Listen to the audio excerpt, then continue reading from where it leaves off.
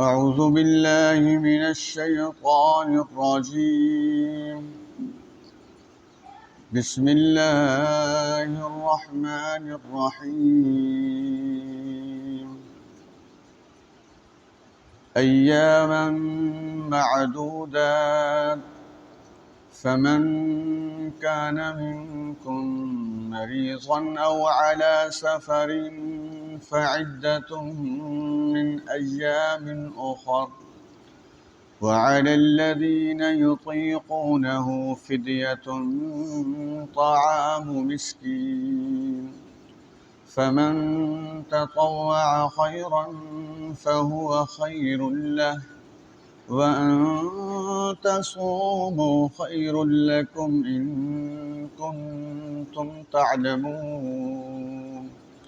شهر رمضان الذي أنزل فيه القرآن هدى للناس وبينات من الهدى والفرقان، فمن شهد منكم الشهر فليصم، ومن كان مريضا أو على سفر فعدة من أيام أخر، يريد الله بكم اليسر ولا يريد بكم العسر، ولتكملوا العدة ولتكبروا الله على ما هداكم ولعلكم تشكرون.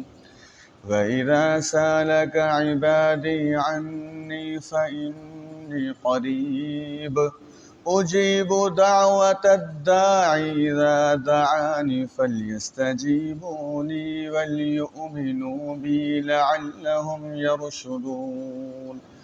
أحل لكم ليلة الصيام الرفث إلى نسائكم هن لباس لكم وأنتم لباس لهم، علم الله أنكم كنتم تختانون أنفسكم فتاب عليكم وعفى عنكم، فالآن باشروهن وابتغوا ما كتب الله لكم، وكلوا واشربوا حتى يتبين لكم الخيط الأبيض من الخيط الأسود من الفجر، ثم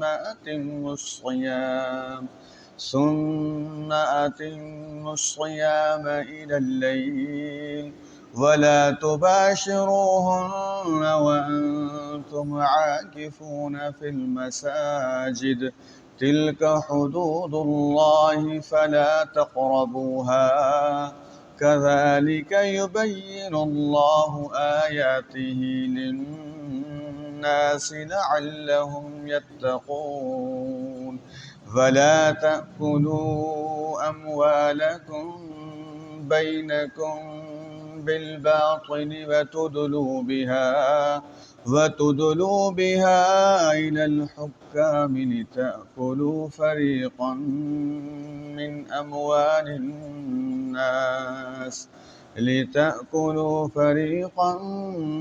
أموال الناس بالإثم وأنتم تعلمون. صدق الله العلي العظيم. रकू नंबर 23 है जी सूरत अल-बकरा का। रमज़ान मुबारक जो सबसे अच्छा गुजारना चाहता है वो शख्स इस रकू को बार बार पढ़े, समझे, मर्द है या औरत है। रोज़ों की जब फ़र्ज़ियत का हुक्म आया था तो उस वक्त एक आसानी थी, पहल ये आसानी थी कि अगर कोई आदमी रोज़ा रखने की क़ुव्वत रखता है, जिस्मानी ताकत रखता है, लेकिन रोज़ा नहीं रखना चाहता, तो उसके बदले मिस्कीन को खाना खिला दे। ये समझ लीजिए, ये आज इजाज़त नहीं है, एक सेहतमंद आदमी को तो इजाज़त नहीं है। अलबत्ता ऐसा बीमार जिसके बीमारी से सेहत याब होने के कोई इम्कानात ना हो, وہ اس سہولت سے فائدہ اٹھا سکتا ہے۔ تو یہ کہا گیا ایک مسکین کو کھانا کھلاؤ تمہاری مرضی، زیادہ کو کھلا دو تو تمہارے لیے بہتر ہے، لیکن شروع میں ہی یہ بات کہہ دی گئی تھی کہ اگر تم روزہ رکھو تو وہ تمہارے لیے بہتر ہے۔ یعنی اللہ تبارک و تعالی قانون سازی میں آسانی والے معاملے کو دیکھتے ہیں۔ پاکستان کے جو افراد قانون سازی کا کام کرتے ہیں، کاش ان کا قرآن و حدیث کا مطالعہ بہت گہرا ہو۔ جو شخص قانون بناتا ہے کسی بھی شعبے میں، اگر اس کا قرآن اور حدیث کا مطالعہ کمزور ہے، وہ لوگوں کی نفسیات کے مطابق رہنمائی مہیا نہیں کر سکے گا۔ بلکہ میں تو یہ کہتا ہوں کہ کوئی سکول کا ہیڈ ماسٹر ہے، پرنسپل ہے، وی سی ہے، کمشنر ہے، جتنے یہ ایڈمنسٹریشن کے لوگ ہوتے ہیں، جس کا قرآن اور سنت کا مطالعہ کمزور ہے اتنا ہی وہ اپنے معاملات میں کمزور نظر آئے گا۔ جس کا قرآن اور سنت کا مطالعہ بہت اچھا ہے اتنا ہی اس کے اندر جتنے معاملات ہوں گے وہ بہترین طریقے سے ان معاملات سے نمٹنے کی صلاحیت رکھے گا۔ تو یہاں ایک بات یہ آ گئی شروع میں ہی۔ البتہ ایک حدیث مجھے یاد آ رہی ہے، مسکین کا لفظ میرے سامنے ہے تو وہ حدیث بھی سن لیجئے۔ نبی اکرم صلی اللہ علیہ وسلم یہ دعا کیا کرتے تھے کہ پروردگار مجھے مسکین کی حالت میں زندگی عطا فرما، مجھے مسکین کی حالت میں موت عطا فرما، مجھے قیامت والے دن مسکین لوگوں کے گروہ میں شامل فرما دے۔ پھر سن لیجئے، ہماری تو خیر امیروں کے صف میں شامل ہونے کی ہمارے ایسے خواہشیں ہیں کہ اللہ خیر کرے۔ کیا دعا ہے کہ پروردگار مجھے مسکینوں کی سی زندگی عطا فرما، انہی کی سی موت عطا فرما، قیامت والے دن ان میں شامل فرما دے۔ حضرت عائشہ رضی اللہ تعالی عنہ نے ایک مرتبہ پوچھا تھا نبی اکرم صلی اللہ علیہ وسلم سے کہ آپ یہ دعا کرتے ہیں تو آپ مسکینی کے حوالے سے جو دعا کرتے ہیں تو اس کا کیا مفہوم ہے، کیا مطلب ہے؟ تو فرمایا تھا کہ عائشہ رضی اللہ تعالی عنہ، یہ جو مسکین لوگ ہیں یہ مالداروں سے 40 سال پہلے جنت میں داخل ہوں گے۔ جو مسکین لوگ ہیں وہ مالداروں سے پہلے جنت میں جائیں گے۔ تو یوں محسوس ہوتا ہے کہ نبی اکرم صلی اللہ علیہ وسلم کو ہر وہ عمل پسند تھا جو جنت میں پہلے لے جائے۔ اللہ کے رسول صلی اللہ علیہ وسلم کی ایک حدیث ہے، اس پر عمل کرنا میرے لیے بھی اور آپ کے لیے بھی شاید وہ مطلب ہمارے اندر کمزوری ہے، حدیث تو اپنی جگہ بالکل ٹھیک ہے۔ اللہ کے رسول صلی اللہ علیہ وسلم نے فرمایا مال کی کمی کو لوگ پسند نہیں کرتے، حالانکہ وہ ان کے لیے بہتر ہے کیونکہ اس کا حساب کتاب قیامت والا دن کم دینا ہوگا۔ لیکن آپ دیکھ لیجئے کوئی آدمی، میں تم کا لفظ استعمال نہیں کر رہا، ہم کا لفظ استعمال کر رہا ہوں، بڑا مشکل ہے۔ البتہ یہ دعا ہم ہر وقت کرتے ہیں، اللہ تبارک و تعالی محتاجی سے محفوظ فرمائے، لوگوں کے سامنے ہاتھ پھیلانے سے محفوظ فرمائے۔ یہ تو ظاہر ہے خودداری کی زندگی تو بہرحال ہونی چاہیے۔ اس کے بعد فرمایا کہ رمضان مبارک کا وہ میں نے ابھی عرض کیا تھا کہ جو اپنا رمضان بہتر گزارنا چاہتا ہے تو وہ اس رکوع کو بار بار پڑھے۔ یہ نہیں ہے کہ میں نے ایک اب 10:15 تک میں درس دے دوں گا تو ساری باتیں آپ کے علم میں آ جائیں گی۔ صحیح بات یہ ہے علم اتنی گہری چیز ہے کہ آپ 40-50 تفاسیر بھی پڑھ لیں اس رکوع کی پھر بھی تشنگی باقی رہے گی۔ تو رمضان مبارک کے حوالے سے اہم ترین چیز جو ہے وہ قرآن مجید کا نزول ہے، اس کا تذکرہ اللہ نے اسی رکوع میں فرما دیا۔ فرمایا رمضان کا وہ مہینہ ہے جس میں قرآن مجید کو نازل کیا گیا۔ گویا یوں سمجھ لیجئے یہ ساری رونقیں در حقیقت قرآن کی وجہ سے، نزول قرآن کی وجہ سے۔ نبی اکرم صلی اللہ علیہ وسلم سوموار کا روزہ رکھا کرتے تھے۔ ایک حدیث میں تو آتا ہے سوموار اور جمعرات کا، ایک روایت میں سوموار کا ہے۔ تو سوموار اور جمعرات کے روزے کے بارے میں جب صحابہ نے پوچھا تو آپ نے فرمایا کہ اصل میں سوموار اور جمعرات کو بندوں کے اعمال اللہ کی بارگاہ میں پیش کیے جاتے ہیں۔ اب ہر سوموار کل سوموار ہے نا جی، ہاں جی کل سوموار ہے، ہر سوموار اور جمعرات کو ہمیں یہ حدیثیں یاد ہونی چاہیے۔ ہر سوموار کو اور جمعرات کو بندوں کے اعمال اللہ کی بارگاہ میں پیش کیے جاتے ہیں۔ اب ایک سوال پیدا ہوتا ہے کہ فرشتے تو روزانہ لے جاتے ہیں اعمال، حدیث میں ہے کہ سوموار اور جمعرات، یہ بہت سے معاملات ہیں، یہ فرشتے لے کر کہاں جا کے اس ریکارڈ کے ساتھ میچ کرتے ہیں، پھر وہاں سے اللہ تبارک و تعالیٰ کے پاس جاتے ہیں، یہ سارا نظام ہے۔ ہمیں یہ پتہ ہے کہ جو نبی اکرم صلی اللہ علیہ وسلم نے فرما دیا اس سے زیادہ سچی بات نہیں ہو سکتی، ہمارا اس پر ایمان ہے۔ تو فرمایا ہر سوموار اور جمعرات کو اللہ تبارک و تعالیٰ کے ہاں بندوں کے اعمال پیش کیے جاتے ہیں۔ میں محمد صلی اللہ علیہ وسلم اس بات کو پسند کرتا ہوں کہ جب میرے اعمال اللہ کے پاس پہنچیں تو میں اس وقت روزے سے ہوں۔ احتیاط دیکھیے اور تصور کیجیے۔ ساتھ ایک اور حدیث بھی یاد کر لیجیے، اس میں خوشخبری بھی ہے اور تنبیہ بھی ہے۔ خوشخبری یہ ہے کہ جب سوموار اور جمعرات کو بندوں کے اعمال اللہ کی بارگاہ میں پیش کیے جاتے ہیں، اللہ تبارک و تعالی ان سارے ایمان والوں کی معافی کا اعلان فرما دیتے ہیں جنہوں نے شرک نہ کیا ہو۔ اللہ تبارک و تعالی ہمیں شرک سے بیزاری عطا فرمائے۔ یہ تو ہو گئی خوشخبری۔ تنبیہ کیا ہے؟ تنبیہ یہ ہے کہ جن دو لوگوں نے آپس میں جھگڑا کیا ہوتا ہے، بس وہ دو لوگ داماد اور سسر بھی ہو سکتے ہیں، وہ دو لوگ دو ہمسائے بھی ہو سکتے ہیں، وہ باپ اور بیٹا بھی ہو سکتے ہیں، وہ ماں اور بیٹی بھی ہو سکتے ہیں، وہ ساس اور بہو بھی ہو سکتے ہیں، وہ دونوں آپس میں بہنیں بھی ہو سکتی ہیں، کوئی بھی دو۔ جیسے ہمارے سیاستدان تو ماشاءاللہ آج کل تو آپ دیکھ ہی رہے ہیں، یہ منظر بھی دیکھیں جو آج کل بنا ہوا ہے، اور حدیث سنیے گا ابھی ذرا غور سے، چاہے ریاست مدینہ بنانے والے ہوں چاہے پہلے والے ہوں، دونوں کو کچھ پتہ نہیں ہے اسلام کیا ہے۔ اب ذرا حدیث سن لیجئے، جو تماشا ہمارے ہاں لگا ہوا ہے، ان احادیث کی روشنی میں دیکھیں کہ ایسے تماشے لگانے کی اجازت ہے۔ میں آپ کی وابستگی کسی نہ کسی جماعتوں سے ہوگی، میں یقین سے کہہ رہا ہوں، قرآن مجید میرے سامنے ہے، ان میں سے کسی کے پاس بھی بصیرت نہیں ہے۔ میں سب سے پہلا معیار یہ زبان کی گفتگو ہے۔ نبی اکرم صلی اللہ علیہ وسلم نے فرمایا تھا سب سے زیادہ جو لوگ جہنم میں جائیں گے وہ زبان کے غیر محتاط استعمال کی وجہ سے جائیں گے۔ ہمیں پرواہ ہی نہیں ہے،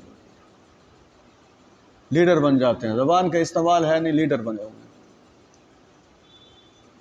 اب حدیث سن لیجیے، پھر گالیاں بھی دیتے ہیں ساتھ۔ اگر کوئی ایسی حق والی بات بتا دے تو اس کے پیچھے ایسے کمنٹس آئیں گے کہ اللہ کی پناہ۔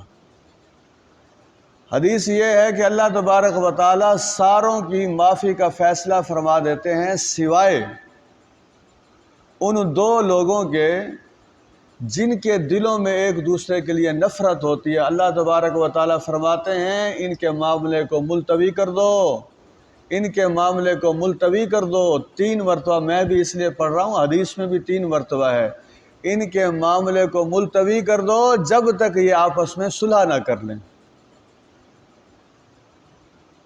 حدیث میں یہ ہے، اور ہم خوش ہیں جی ہمارا فلاں جماعت سے تعلق ہے، ہمارا فلاں جماعت سے تعلق ہے، ہم فلاں کو پسند کرتے ہیں۔ یہ بھی اغیار کی سازش ہے، امت کو ٹکڑوں میں تقسیم کیا ہوا ہے۔ یہ فرعون کے بارے میں انشاءاللہ پڑھیں گے سورۃ قصص میں جا کر۔ فرعون کی حکومت اس لیے بنی ہوئی تھی کہ وہ لوگوں کو ٹولیوں میں تقسیم کر دیتا تھا۔ ہم تقسیم ہوئے ہیں، آپ میرے سے متفق ہو نہ ہو، میں تو بہرحال اس بات کا میرے تو یہ ذہن ہے کہ مسلمانوں کی بس ایک ہی جماعت ہونی چاہیے اور وہ قرآن کے ساتھ مخلص ہونی چاہیے، بس مسلمانوں کی ایک ہی پارٹی ہونی چاہیے اور وہ نبی اکرم صلی اللہ علیہ وسلم کے نظام کو لے کر کھڑی ہو۔ تو اس کے لیے کیا کام کریں گے انشاءاللہ؟ انشاءاللہ تو بلند آواز سے کہہ دیں۔ قرآن سے وابستگی سے زیادہ کوئی اور وابستگی آپ کو عزیز ہے؟ قرآن سے وابستگی اختیار ہے۔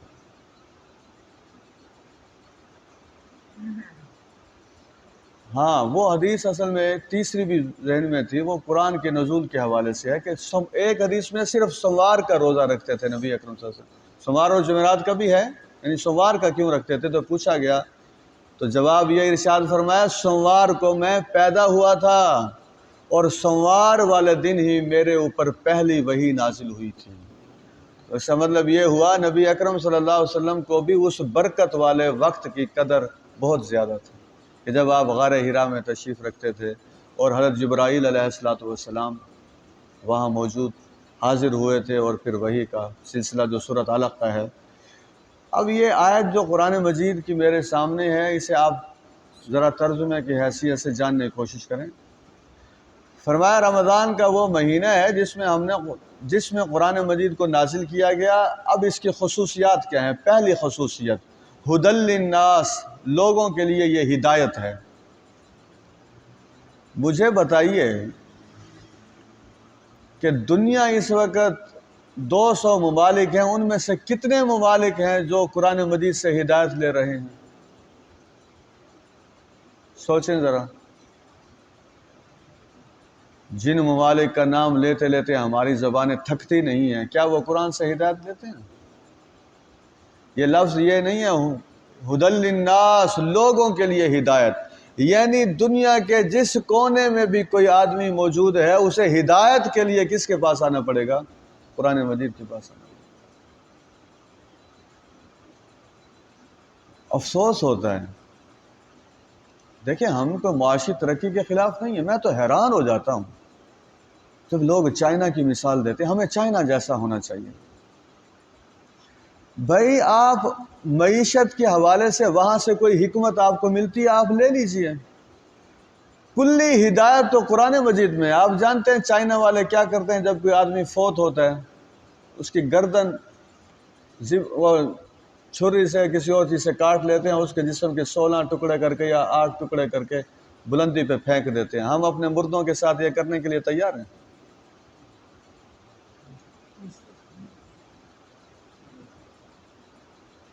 کچھ انہیں پتہ نہیں ہے، ہمیں سارا کچھ اللہ اور اس کے رسول نے بتایا ہے۔ یہ جو ھدی للناس ہے، ہدایت، اب کس معاملے میں ہدایت؟ عقائد کے معاملے میں ہدایت ہے، عبادات کے معاملے میں ہدایت ہے، اپنا مال کمانے کے بارے میں ہدایت ہے، مال خرچ کرنے کے بارے میں ہدایت ہے۔ اسی طریقے سے آپ دیکھیے، اب یہ آگے ایک آیت کا حصہ آ رہا ہے، میں یہی اس کی تشریح کر دوں۔ اتنا بہترین الفاظ کا چناؤ کیا اللہ تبارک و تعالی نے شوہر اور بیوی کے رشتے کے لیے، کہ فرمایا کہ یہ جو عورتیں ہیں یہ مردوں کا لباس ہیں، اور جو مرد ہیں وہ عورتوں کا لباس ہیں۔ اب شوہر اور بیوی کے رشتے کی اس سے بہترین تصویر کھینچی نہیں جا سکتی۔ اب بیوی کے کیا حقوق ہیں، وہ ہدایت تو قرآن مجید میں ہے، احادیث میں ہے۔ یعنی آپ تصور کیجئے، میڈیا جو مرضی باتیں اچھالتا رہے، امت مسلمہ کے حوالے سے یہ کہا جاتا ہے کہ جی عورتوں کے حقوق جو ہیں، پھر کچھ ہمارے NGOs بھی بن گئی، انہوں نے بھی آوازیں لگانا شروع کر دی۔ اب میں آپ کو بتاتا ہوں، بیوی کے حوالے سے ایک بات میں آپ کے سامنے رکھ رہا ہوں۔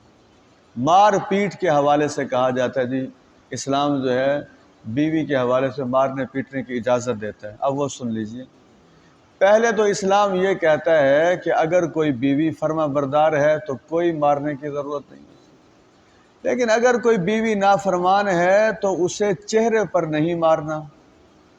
نمبر 2، اسے صرف اتنی مار مارنی ہے کہ جیسے کوئی مسواک ہوتا ہے، حدیث میں یہ الفاظ بھی آتے ہیں، اتنی بس مار ہو جس سے اس کے جسم کے کسی حصے پر نشان نہ پڑے۔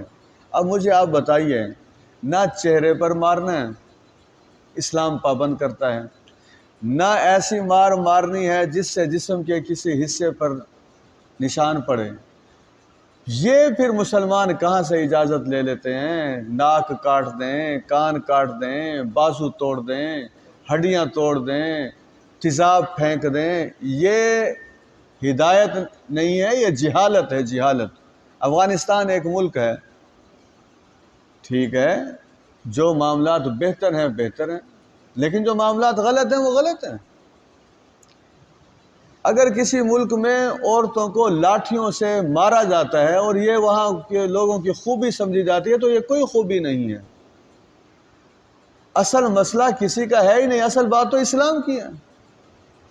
مجھے بتائیے، یہاں کئی لوگ بحیثیت باپ کے بیٹھے ہوں گے، میں اپنی بات کرتا ہوں، میں بحیثیت باپ کے بیٹھا ہوں، ہم اپنی بیٹیوں کو انگلی تک نہیں لگاتے، تو جب اس بیٹی کی کسی ایسے مرد سے شادی ہو جائے جو جسمانی اذیت کے حوالے سے وہ رائے رکھتا ہو اور اس پر عمل بھی کرتا ہو، تو آپ دیکھیے اس سے بڑی جہنم والی زندگی کوئی ہو سکتی ہے؟ اس لفظ پر غور کیا کریں، ھدی للناس، لوگوں کے لیے ہدایت، یعنی زندگی کے شروع سے لے کر زندگی کے اختتام تک وہ سارے کی ساری چیزیں جو ایک فرد کو چاہیے وہ قرآن مجید میں اور احادیث میں موجود ہیں۔ جب قرآن کہہ دیا، حدیث خود بخود اس میں شامل ہو گئی۔ ایک خاتون ہے امریکہ کی، اب آپ دیکھیں، جو ریسرچ کرتے ہیں، پڑھتے ہیں، تحقیق کرتے ہیں، مسائل ان کے ہوتے ہیں، پھر قرآن مجید کو پڑھتے ہیں، پھر وہ جو قرآن مجید کے بارے میں کہتے ہیں وہ سن لیجئے۔ ہم میں سے شاید کسی پیدائشی مسلمان نے، خیر ہم بھی قرآن کی عزت کرتے ہیں، ادب کرتے ہیں، احترام کرتے ہیں، اللہ عمل کی توفیق عطا فرمائے۔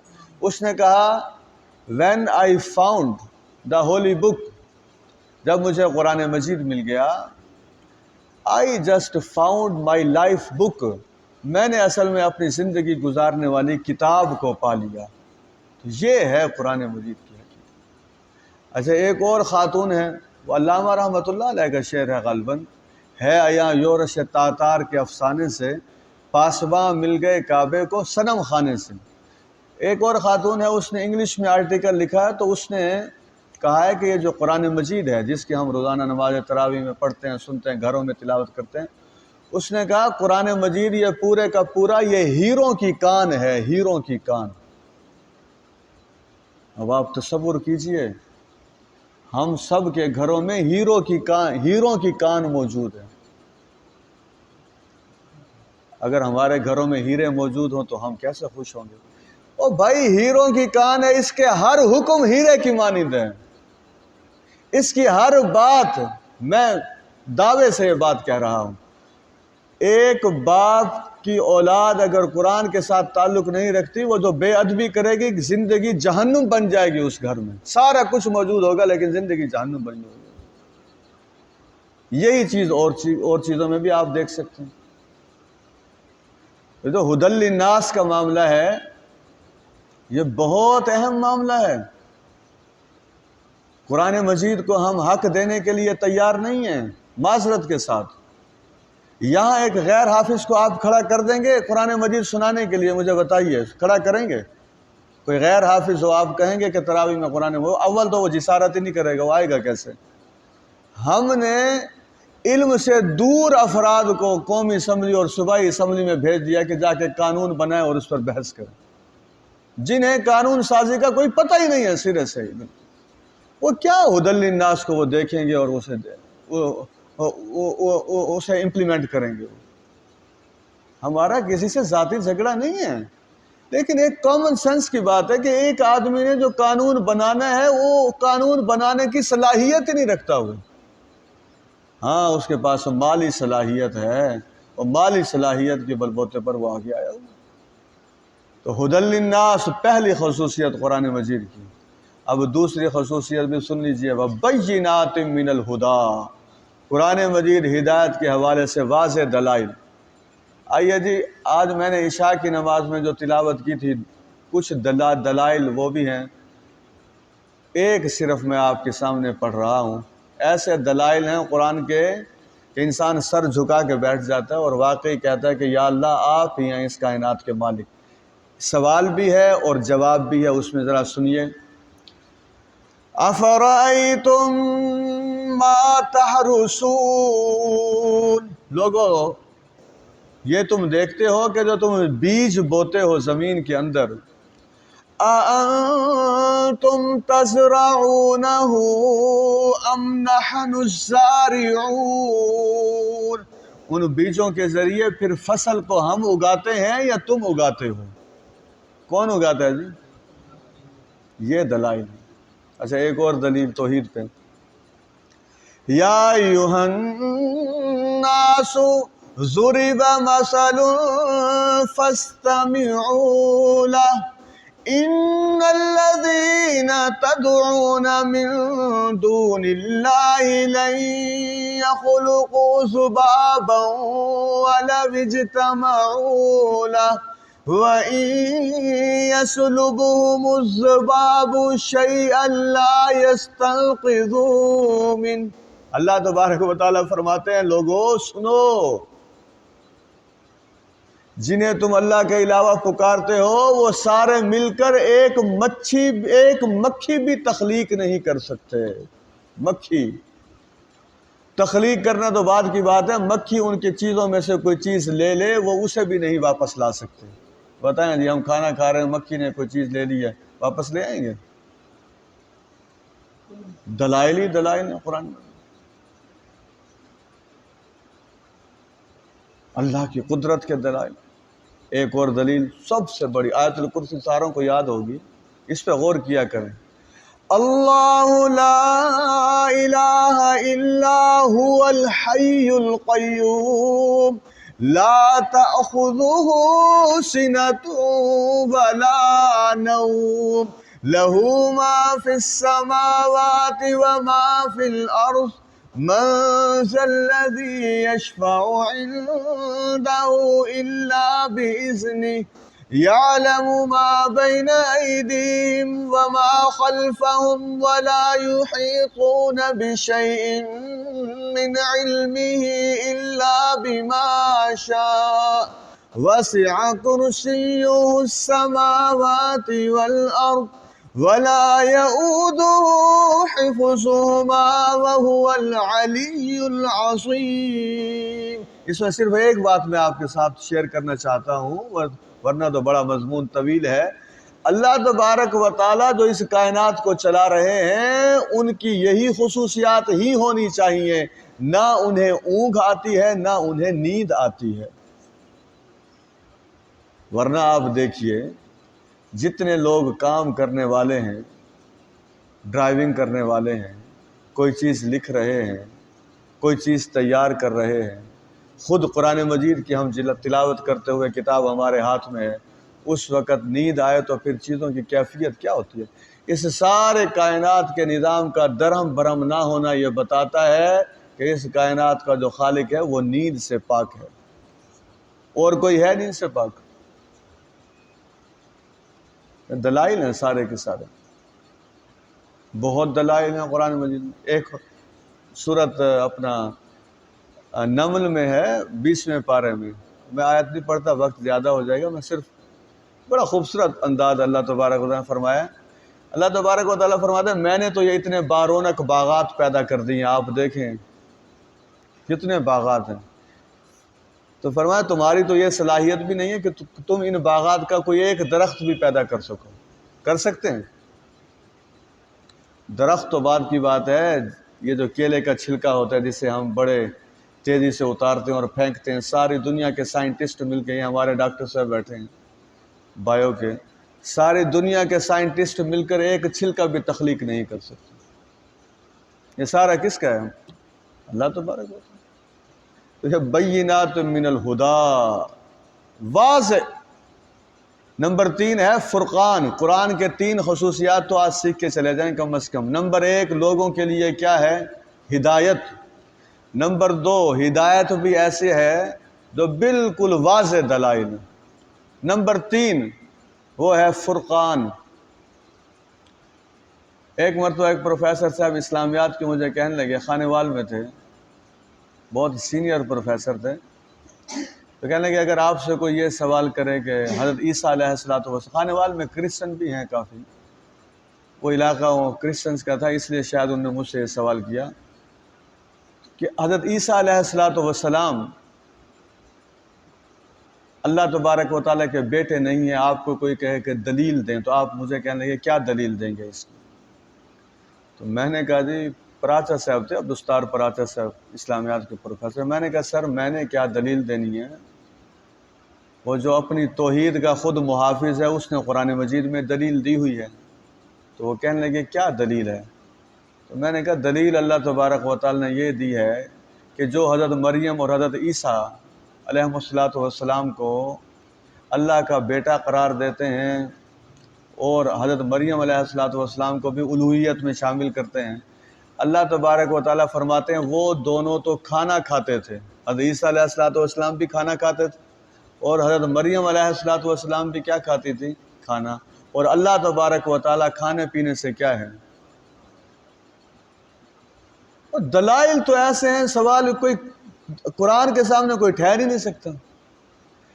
آپ سب پڑھے لکھے ہیں، کبھی بتائیں حضرت آدم علیہ الصلوۃ والسلام سے لے کر حضرت محمد صلی اللہ علیہ وسلم تک کوئی نبی ایک ایسا آیا ہے جس سے کوئی اس کا مخالف علمی سطح پر جیت گیا ہو؟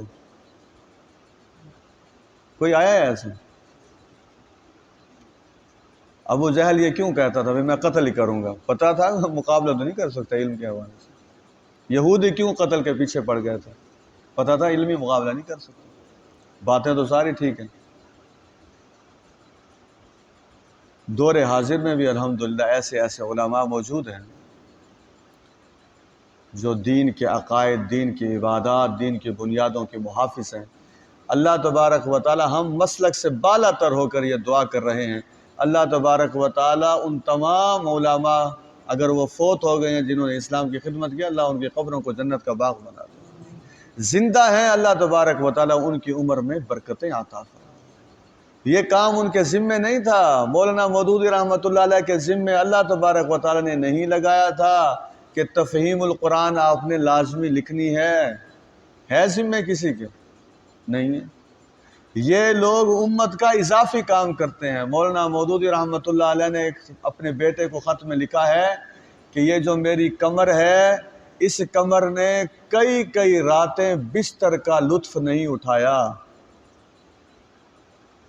بتائیے جی، ہمیں تو ایک رات لطف نہ اٹھائیں تو ہمارے کیفیت ہی تبدیل ہو جاتی ہے۔ یہ عظیم لوگ ہیں، صرف ایک نہیں اور کئی لوگ ایسے ہیں۔ مولانا مودودی رحمۃ اللہ علیہ ہو، شاہ ولی اللہ رحمۃ اللہ علیہ ہوں، اسی طریقے سے اور دیگر جتنے ائمہ گزرے ہیں، ساروں نے اس قرآن مجید کے مضمون کو خوب کھولا ہے۔ اب فرقان کسے کہتے ہیں؟ فرقان یہ ہے کہ آپ قرآن مجید کو ایک معیار بنا لیں حق اور باطل کی پہچان کا۔ قرآن مجید حق کو حق کے طور پہ پیش کر دے گا، باطل کو باطل کے طور پہ پیش کر دے گا۔ گویا یوں سمجھ لیجئے، آسان الفاظ میں یہ سمجھاؤں، جو قرآن مجید کا ادنا سا طالب علم ہوگا یا قرآن مجید کا مطالعہ کرنے والا ہوگا، اس کے لیے حق اور باطل کو پہچاننا اتنا آسان ہو جائے گا جیسے دن اور رات کو وہ پہچان لیتا ہے، ویسے ہی حق اور باطل کو وہ پہچان لے۔ جو قرآن یہ خاصیت نہ لگے۔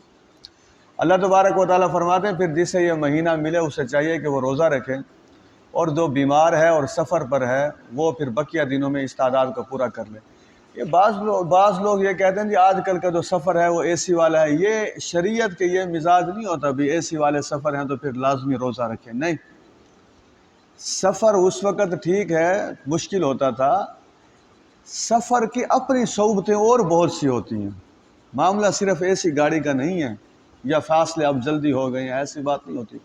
حدیث میں سفر کو عذاب کے ٹکڑوں میں سے ایک ٹکڑا کہا گیا ہے۔ آپ خود دیکھیے، جتنی مرضی بہترین گاڑی ہو، جب انسان اس گاڑی سے نیچے اتر رہا ہوتا ہے تو کہتے ہیں یار جسم تھک گیا ہے، حالانکہ بہت زبردست سفر کیا ہوتا ہے۔ نبی اکرم صلی اللہ علیہ وسلم ایک مرتبہ تشریف لیے جا رہے تھے تو ایسے لوگ کچھ کھڑے ہوئے تھے، تو جب وہ لوگ کھڑے ہوئے تھے تو ایک آدمی ان میں ایسے گرا ہوا تھا اور کچھ اس کے اوپر پانی پھینک رہے تھے، تو اللہ کے رسول صلی اللہ علیہ وسلم نے پوچھا کہ یہ کیا ہے؟ تو انہوں نے کہا یہ مسافر ہے، بس اس نے روزہ رکھ لیا تھا، وہ روزے کی وجہ سے اب یہ صحت اس کی بگڑ رہی ہے اور یہ کیفیت ہو گئی ہے۔ تو آپ نے تاریخی جواب ارشاد فرمایا تھا کہ یہ کوئی نیکی نہیں ہے، یہ کوئی نیکی نہیں۔ اسلام آسانی کا قائل ہے، ہاں اجازت ہے۔ میں یہ نہیں کہہ رہا کہ آپ سفر میں روزہ نہیں رکھ سکتے، میں یہ کہہ رہا ہوں کہ روزہ رکھ لیں تب بھی ٹھیک ہے، روزہ نہ رکھیں تب بھی ٹھیک ہے۔ اسی طریقے سے جو مریض ہیں، مریض کے لیے ضروری نہیں ہے کہ وہ بالکل مرنے کے قریب ہو تو اس مریض کے لیے روزہ چھوڑنا آسان ہو جائے گا، نہیں۔ مرد کی شدت البتہ زیادہ، اتنا بھی نہیں کہ بالکل نارمل سی روٹین ہو۔ مسئلہ سن لیجئے، آج بھی ہمارے ایک دوست ہیں، انہیں یورین کا مسئلہ ہو گیا، تو انہوں نے ٹیلی فون پہ مجھ سے پوچھا کہ جی میرے 10-11 بجے میری یہ کیفیت ہے، تو اب میں کیا کروں؟ اگر تو ہے بیماری زیادہ، روزہ رکھا ہوا ہے، تو پھر روزہ آپ توڑ دیں، میڈیسن یوز کریں، جو بھی ہے ڈاکٹر سے پوچھ کر، بیماری کی شدت ہے اس میں پھر کرنا کیا ہوگا، قضا ہوگی روزے کی، وہ دوبارہ آپ روزہ رکھ لیں گے۔ لیکن اگر بالفرض بیماری بالکل ادنا درجے کی تھی، کوئی ایسا مسئلہ نہیں تھا، تو پھر علماء نے یہ لکھا ہے کہ پھر وہ قضا بھی کرے گا اور اسے کفارہ بھی دینا ہوگا۔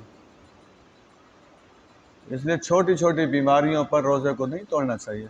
یہاں سے وہ مسئلہ بھی سمجھ لیجئے، قے کے حوالے سے لوگ عموماً پوچھتے ہیں جی قے آ گئی ہے، تو یہ جو وومیٹنگ ہے یا قے ہے، یہ چاہے منہ بھر کے آ جائے، جیسے بھی آ جائے، سوال صرف یہ ہے کہ قے خود آئی ہے یا قے کو لایا گیا ہے۔ اگر تو آ گئی ہے قے خود، پھر روزہ برقرار ہے۔ لیکن اگر کسی نے خود انگلیاں ماری ہیں یا کوئی بھی ایسا طریقہ اختیار کیا ہے، وہ مصنوعی طریقے سے قے کو لے کر آیا ہے، اس سے پھر اس کا روزہ ختم ہو جائے گا۔ حضرات، آخری منٹ ہے اور اتنی خوبصورت بات ہے کہ اسی کو اختیار کر لیں تو زندگی ہماری بھی، پاکستان کی بھی، دنیا کی سدھر جائے۔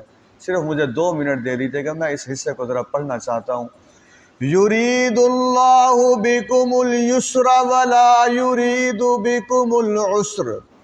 اللہ تمہارے لیے آسانی چاہتا ہے، اللہ تمہارے لیے مشکل نہیں چاہتا۔ یہ رمضان مبارک کا پیغام ہے۔ اگر ہم سارے لوگ ایک دوسرے کے لیے آسانی چاہنا شروع کر دیں اور مشکل نہ چاہیں تو بتائیں معاشرہ جنت نظیر نہیں بن جائے گا۔ جہیز کا مطالبہ کرنے والا آسانی چاہتا ہے، رسمیں پالنے والا آسانی چاہتا ہے، قیمتیں بڑھانے والا آسانی چاہتا ہے، ٹیکسیشن کو آسمان تک لے جانے والا آسانی چاہتا ہے۔ آج کل گھی کی قیمت دیکھیں، دیگر آپ چیزوں کی قیمت دیکھیں۔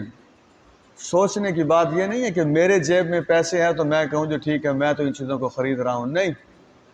اصل بات یہ ہے، حضرت ابوبکر صدیق رضی اللہ تعالیٰ عنہ نے جب اپنے خلافت میں وظیفہ مقرر کیا تھا تو کسے معیار بنایا تھا؟ فرمایا تھا کہ میری خلافت کب تم کہہ رہے ہو کہ میں کپڑے کی جو تجارت ہے اسے چھوڑ دوں اور وظیفہ مقرر کروں، تو پھر سنو، میں اپنی خلافت کا وظیفہ یہ مقرر کر رہا ہوں کہ جو ایک عام آدمی کا اوسط خرچ ہے میں اس کے مطابق خرچہ لوں۔ اب کامن مین کی زندگی کو دیکھیں۔ اس لیے حکومتوں کو، معاشروں کو، جماعتوں کو، افراد کو یہ بہت زبردست پیغام ہے رمضان مبارک کا۔ یہی آج دلوں میں لے کے جائیے کہ انشاءاللہ آسانی پیدا کر رہی ہیں، انشاءاللہ ہر لحاظ سے آسانی پیدا کر رہی ہیں انشاءاللہ۔ کتنے ہی واقعات ہیں، کتنی ہی باتیں ہیں۔ یہ تو رشتے ناتے ہوتے ہیں، لوگ آ کے پوچھتے ہیں کہ جی آپ کا کیا رواج ہے۔ ابھی بلکہ یہ دیکھ لیجئے، کوئی فوت ہوتا ہے اس وقت بھی پوچھتے ہیں اور ویسے بھی پوچھتے ہیں کہ آپ لوگوں کا کیا رواج ہے جی، ماموں کو، پھپھی کو، فلاں فلاں کو کپڑے دینے ہوتے ہیں۔ میں نے اپنے بہن بھائیوں کو بھی کہا کہ کوئی ہمارا رواج نہیں ہے، قطعاً کوئی رواج نہیں ہے۔ بس ہمارا رواج کیا ہے سنیے، یرید اللہ بکم الیسر ولا یرید بکم العسر۔ ابھی میری بہن فوت ہوئی تو میرے بہنوئی رہتے ہیں اسلام آباد، انہوں نے مجھ سے پوچھا، جنازے میں تو وہ آئے تھے، کہ کہتے بھائی جان پھر وہ اس کے بعد پھر کیا کیا پروگرام اور کیسے کیسے۔ میں نے کہا بس آپ نے نماز جنازہ میں شرکت کر لی، اللہ آپ کا آنا قبول کرے، آپ کی دعائیں قبول فرمائے، کوئی مسئلہ نہیں ہے، کوئی ایسی چیز نہیں۔ شریعت آسانی چاہتی ہے، آسانی۔ شریعت مشکلات کا نام نہیں ہے، وہ آسانی ہر معاملے میں ہونی چاہیے، ہر معاملے میں ہونی چاہیے۔ اللہ تبارک و تعالی ہمیں رمضان کے اس پیغام کو لینے کی توفیق عطا فرمائے۔ کل انشاءاللہ اسی رکوع کو میں نے پورا تلاوت تو کیا تھا، لیکن ابھی بہت سی باتیں اس میں باقی ہیں۔ ہم انشاءاللہ کوشش کریں گے کہ سورۃ البقرہ کو مکمل کر لیں، احکامات سے بھری ہوئی ہے۔ ہم تو 1 مہینے میں سمجھ لیں تو بڑی بات ہے۔ حضرت عبداللہ ابن عمر رضی اللہ تعالیٰ نے 10 سال لگائے تھے اس سورت کو سمجھنے میں، حالانکہ حضرت عمر کے بیٹے ہیں رضی اللہ تعالیٰ۔ عربی زبان ان کی ہے، لیکن پھر جو سمجھا ہے تو پھر آپ دیکھیں کہ پھر کیسے سمجھا۔ اللہ ہمیں بھی ویسی سمجھ عطا فرمائے۔ الحمدللہ رب العالمین، اللہم صلی علی محمد النبی الامی وعلی آلہ وصحبہ وسلم۔ ربنا هب لنا من ازواجنا وذریاتنا قرۃ اعین واجعلنا للمتقین اماما۔ پروردگار، آج کے درس کی جو سب سے اہم بات ہے وہ یہ ہے کہ قرآن مجید ہدایت کی کتاب ہے، ہمیں اس سے فیضیاب ہونے کی توفیق عطا فرما۔ ہماری زندگی کے کسی کام میں جہالت نہ ہو۔